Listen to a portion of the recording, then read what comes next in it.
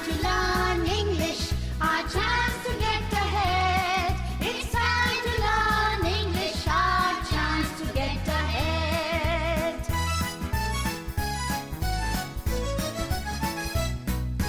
Hear a story, learn a song, buzz and hum them all day long. Hear a story, learn a song, buzz and hum them all day long. All day long, all day long, all day long.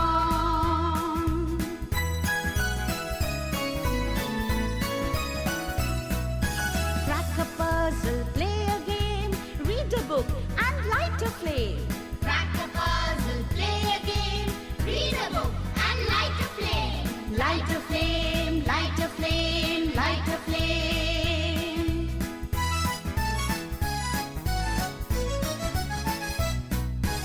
Act a role and pen a rhyme. Let's change our lives. Yes, it's our time. Act a role and pen a rhyme. Let's change our lives. Yes, it's our time. It's our time. It's our time. It's our time.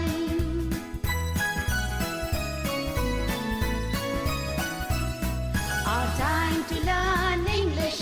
Our chance to get ahead. Our time to learn English. Our chance to get ahead. Our chance to get ahead. Our chance to get ahead.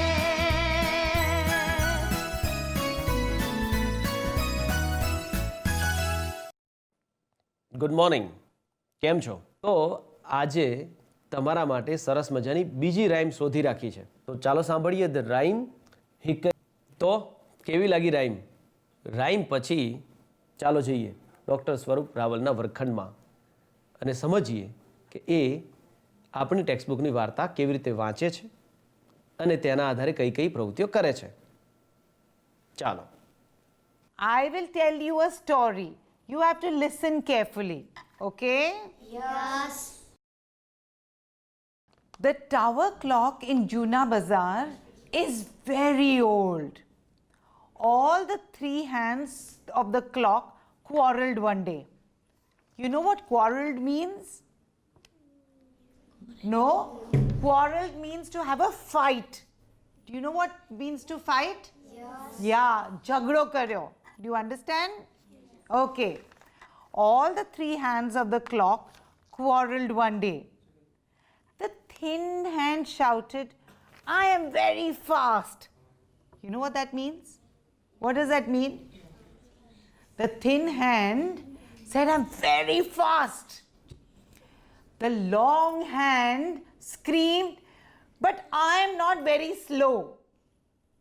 The long hand said, I am not very slow. The short hand nodded. Short hand કઈ બોલ્યો નહીં, એને ખાલી આમ કીધું, okay. The thin hand said, you all run after me. The long hand said, no, I have my own speed. The short hand said, nothing. Short hand હતો ને, એ ચૂપચાપ કેમ? Why was the short hand quiet? Because the short hand is very slow. No? The thin hands tick-tocked. I am useful in science and sports. The long hand tick-tock. I am important for all the people. Now, the short hand was very angry. Stop your noise. He kicked hard. The thin hand and the long hand fell down. Now, can you imagine a clock with only one hand? The seconds hand and the arm hand fell down. Only the short hand was there. So Kanjibai noticed it first. He looked up to set his wristwatch. He said, oh, only one hand is there.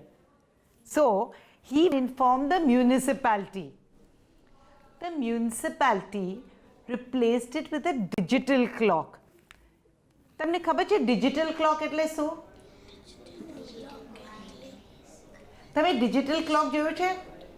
Digital ક્લોકમાં ફક્ત number આવે. Correct? Yes. No hands. Only it will be 12, 0.0 something, correct? Yes. But then a sparrow went to the chief officer. You know what a sparrow is? What is a sparrow? Chakli. Correct. The sparrow went to the chief officer and it complained, "Where is my swing? Where shall I sit, sing and play?" તમને કેમ લાગે એને એવું કેમ કીધું હશે? કેમ કે એ ચકલી છે ને એ હેન્ડ ઉપર બેસતી હતી અને હવે ડિજિટલ ક્લોકમાં હેન્ડ્સ હોય ના હોય તો પછી ચકલી ક્યાં બેસે? Where will the sparrow sit? He says, "Where shall I sit, sing and play?" So, did you enjoy the story? Yes? Yes. Now, shall we answer some questions? Yes? Don't worry, if you don't get it right, we'll try again, okay? Don't get worried. તો ખોલો text book અને શાંતિથી વાંચો. The sparrows swing. The tower clock in the Juna Bazaar is very old. All the three hands of the clock quarrelled one day. The thin hand shouted, "I am very fast." The long head screamed, "But I am not very slow." The short hand nodded. The thin hand said, "You all run after me." The long hand said, "No, I have my own speed." The short hand said nothing. The thin hand tick-tocked, "I am useful in science and sports." The long hand tick-tocked, "I am important for all the people." Now the short hand was angry. "Stop your noise!" He kicked hard. The thin and the long hands fell down. Kanji Bhai noticed this first. He looked up to set his wristwatch. He informed the municipality. The municipality replaced it with a digital clock. But then a sparrow went to the chief officer. It complained, "Where is my swing? Where shall I sit, sing and play?" તમારે જૂથમાં બેસીને text બુકમાંથી the sparrows swing story વાંચવાની છે. હા, એ જ હમણાં તમે જે જોઈ તે જ. તેમાં કેટલાક પાત્રો છે. There are 6 characters. The long hand, the short hand, the second hand, Kanjibhai, sparrow અને ચીફ ઓફિસર. તમારે 6ના જૂથમાં બેસીને સ્ટોરી વાંચવાની અને કોણ કયું પાત્ર બનશે તે નક્કી કરી લેવાનું. પછી આપણે ભજવવાનું છે. તો ચાલો વાંચીએ અને પછી ભજવીએ. The sparrows swing. The tower clock in the Juna Bazaar is very old. All the three hands of the clock quarrelled one day. The thin hand shouted, "I am very fast." The long head screamed, "But I am not very slow." The short hand nodded. The thin hand said, "You all run after me." The long hand said, "No, I have my own speed." The short hand said nothing. The thin hand tick-tocked, "I am useful in science and sports." The long hand tick-tocked, "I am important for all the people." Now the short hand was angry. "Stop your noise!" He kicked hard. The thin and the long hands fell down. Kanji Bhai noticed this first. He looked up to set his wristwatch. He informed the municipality. The municipality replaced it with a digital clock. But then a sparrow went to the chief officer. It complained, "Where is my swing? Where shall I sit, sing, and play? તો ચાલો ભજવીએ. The sparrows swing. The tower clock in the Juna Bazaar is very old. All the three hands of the clock quarrelled one day. I am very fast. But I am not very slow. The short hand nodded. You all run after me. No, I have my own speed. The short hand said nothing. I am useful in science and sports. I am important for all the people. Now the short hand was angry. Stop your noise. He kicked hard. The thin and the long hands fell down. Kanji Bhai noticed this first. He looked up to set his wristwatch. He informed the municipality. The municipality replaced it with a digital clock. But then a sparrow went to the chief officer. It complained, Where is my swing? Where shall I sit, sing, and play? ચાલો હવે ગ્રુપમાંથી પાછા આવી જાઓ. તો આજની વાત આપણે પૂરી કરીએ. બોલો દોસ્તો, મજા પડી? તો આવતીકાલના કેટલાક હોમવર્ક સાથે ઘરે મોટેથી વાર્તા સાંભળવાની સાથે સાથે ઘરેથી એક ઘડિયાળ બનાવવાની છે. તો ચાલો હવે પછીના એપિસોડમાં ફરી મળીશું કેટલીક સરસ મજાની નવી પ્રવૃત્તિઓ સાથે. ત્યાં સુધી આવજો. કેમ છો વિદ્યાર્થી મિત્રો? બધા મજામાં ને? તો હવે આગળ વધીએ. આગળ થોડી કહેવતો આપેલી છે. તમારું ગુજરાતીનું પાઠ્યપુસ્તક ખોલો અને તેમાં કહેવતો વિશે જુઓ. આ કહેવતો વિશે ભણીએ એ પહેલાં મારે તમને કહેવતો માટેની જ થોડી જાણકારી આપવી છે. ધ્યાનથી સાંભળજો હો. આજના જમાનામાં આવી કહેવતોનો ઉપયોગ મહદઅંશે ઓછો થઈ ગયો છે. તેનું કારણ છે દિવસ રાત બદલાતું આપણું વાતાવરણ. પહેલાંના સમયમાં લોકો લોકબોલીનો ઉપયોગ કરતા તેમાં રૂઢિપ્રયોગો, કહેવતો, જોક્સ વગેરેનો સમાવેશ થતો અને લોકોને તે ગમતું પણ ખરું. મિત્રો, આપણા દાદા દાદી કે નાના નાની વાત વાતમાં પોતાના જૂના દિવસો યાદ કરે ને ત્યારે તે આવી કહેવતોનો ઉપયોગ અચૂક કરતા હોય છે. ખરી વાત ને? તેનું કારણ છે કે આ કહેવતોમાં ખૂબ ઊંડો ભાવ રહેલો છે. કહેવતો દ્વારા ફક્ત એક કે બે લીટીમાં જ તમને ઘણું બધું સમજાઈ જાય છે. પરંતુ આજના જમાનામાં હવે આવી બાબતો લુપ્ત થતી જાય છે. આજના આધુનિક માનવીને આવી બધી બાબતોમાં જાજો રસ નથી હોતો અને આજના યુવાનો કોઈને આવી કહેવતો સાંભળવામાં કે સમજવામાં પૂરતો સમય કે રસ હોતો નથી. તેથી જ આવી સુંદર મજાની કહેવતો અને તેના ખૂબ ઊંડા મર્મથી આપણે સૌ હવે દૂર થતા જઈએ છીએ.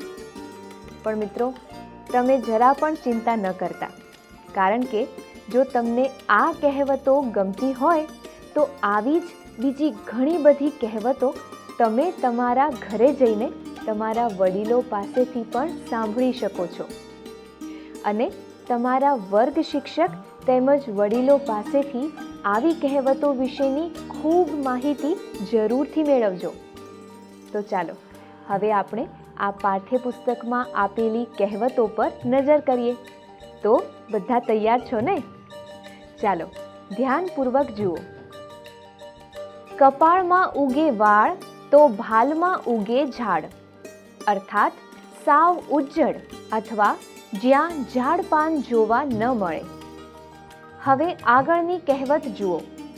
આપણે વેત નમીએ તો કોઈ હાથ નમે, અર્થાત થોડું એ માન આપીએ તો સામેથી વધુ માન સન્માન મળે. પછીની કહેવત છે ઉજ્જડ ગામમાં એરંડો પ્રધાન, અર્થાત બહુ સારી વસ્તુ ન મળે ત્યાં ઓછી ખરાબ વસ્તુ પણ સારી ગણાય. વાડ કાન ને આવે સાન, અર્થાત અનુભવે બધું સમજાય. મિત્રો, હું તમને અહીંથી થોડો સમય આપું છું. જેમ આ શબ્દોના અર્થ તમે લખ્યા ને, એ જ પ્રમાણે આ કહેવતો પણ તમારે નોટબુકમાં લખવાની છે. આ કહેવતો ઘણી પ્રચલિત છે, જે તમને આગળ ખૂબ કામ લાગશે. તો ઝડપથી તમારી નોટબુક ખોલો અને સુંદર અક્ષરે આ કહેવતો લખી લો.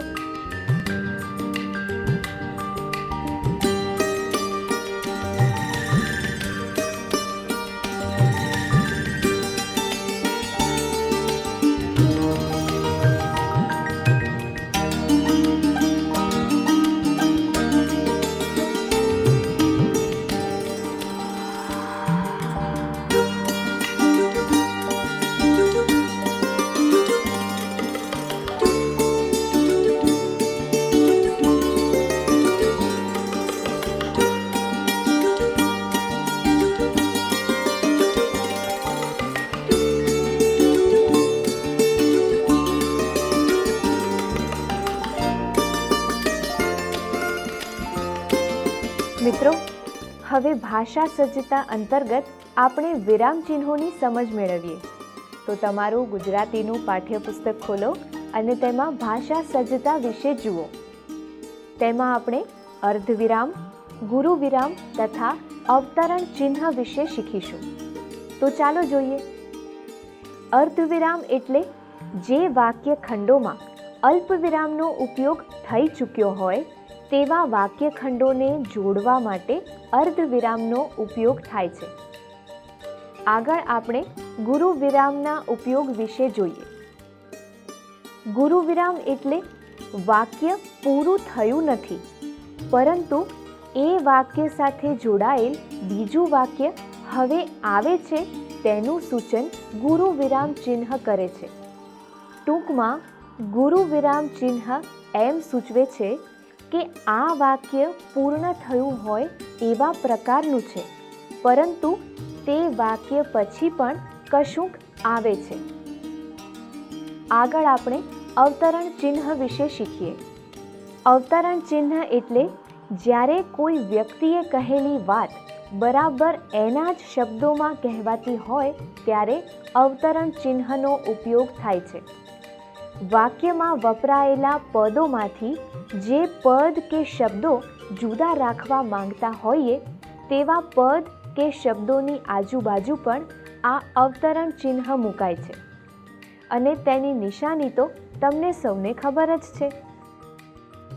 બાળ દોસ્તો, ભાષામાં વિરામ ચિહ્નોનું આગવું મહત્વ છે. ધોરણ 5માં તમે અલ્પ વિરામ, પૂર્ણ વિરામ, ઉદ્ગાર ચિહ્ન અને પ્રશ્નાર્થ ચિહ્ન વિશે જાણકારી મેળવી છે. અહીં આપણે અર્ધ વિરામ, ગુરુ વિરામ અને અવતરણ ચિહ્ન વિશે જાણીએ. બાળ દોસ્તો, અહીં ઉદાહરણોમાં અર્ધવિરામનો ઉપયોગ દર્શાવવામાં આવ્યો છે. તમે જોઈ શકો છો કે પહેલા ઉદાહરણમાં સારા છે અને ઈચ્છો વચ્ચે અર્ધવિરામ વપરાયું છે. વાક્ય જ્યાં પૂરું થાય છે ત્યાં કરો પછી પૂર્ણ વિરામ મૂકવામાં આવ્યું છે. હવે તમે બીજા ઉદાહરણમાં જુઓ. તેમાં જવાયું પછી અર્ધવિરામ અને વાક્યને અંતે ઉદ્ગાર ચિહ્ન મૂકવામાં આવ્યું છે. બાળ દોસ્તો, ત્રીજા વાક્યમાં બંને વિરામ ચિહ્નો ક્યાં ક્યાં આવેલા છે? તમે જ કહો. જુઓ, ગયું પછી અર્ધવિરામ અને નીરવતા પછી પૂર્ણ વિરામ મૂકવામાં આવ્યું છે. તમને સમજાશે કે જે વાક્યખંડોમાં અલ્પ વિરામનો ઉપયોગ થઈ ચૂક્યો હોય તેવા વાક્યખંડોને જોડવા માટે અર્ધવિરામનો ઉપયોગ થાય છે. બીજી રીતે કહીએ તો આવા વાક્યો બોલતી વખતે કે મોટેથી વાંચતી વખતે દરેક વાક્યખંડમાંના અલ્પવિરામ પાસે તમે અટકો. જે અટકવું ભાગ્યે જ અટકવું કહેવાય. તેના પ્રમાણમાં અર્ધવિરામના ચિહ્ન પાસે વધારે અટકવું પડે છે. બાળ દોસ્તો, બોલચાલમાં આ બાબત તરફ આપણું ધ્યાન ભાગ્યે જ જાય છે, પરંતુ સામાન્ય રીતે લેખનની લાક્ષણિકતા છે એમ કહી શકાય. બાળ દોસ્તો, અહીં આપવામાં આવેલા 2 ઉદાહરણ જુઓ. પહેલું ઉદાહરણ છે, એના માટે. જૂના કાળથી એક કહેવત કહેવાતી આવી છે, કપાળમાં ઉગે વાળ તો ભાલમાં ઉગે ઝાડ.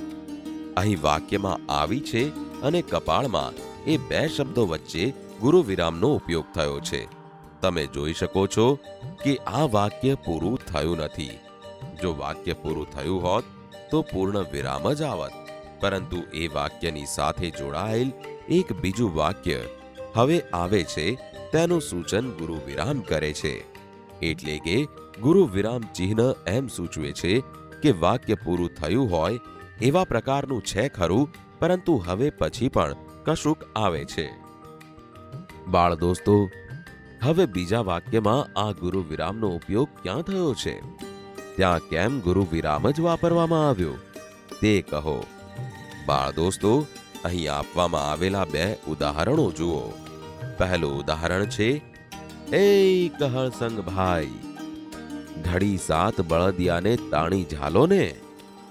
આ વાક્યમાં અવતરણ ચિહ્ન વાક્યની શરૂઆતમાં અને વાક્યના અંતે મૂકવામાં આવેલું છે, કારણ કે આ વાક્ય હરકચંદ બોલે છે અને કહળસંગ સાંભળે છે.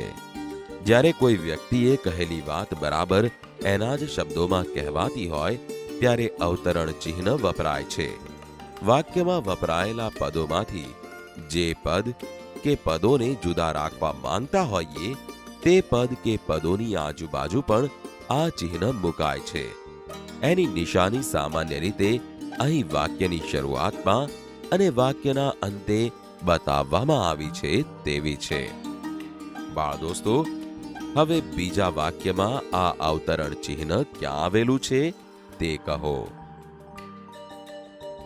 તો બાળ દોસ્તો, આપણે આજના અંકમાં હવે અહીં અટકીએ. હવે આવતા અંકમાં આપણે આ જ એકમમાં આગળ શીખીશું.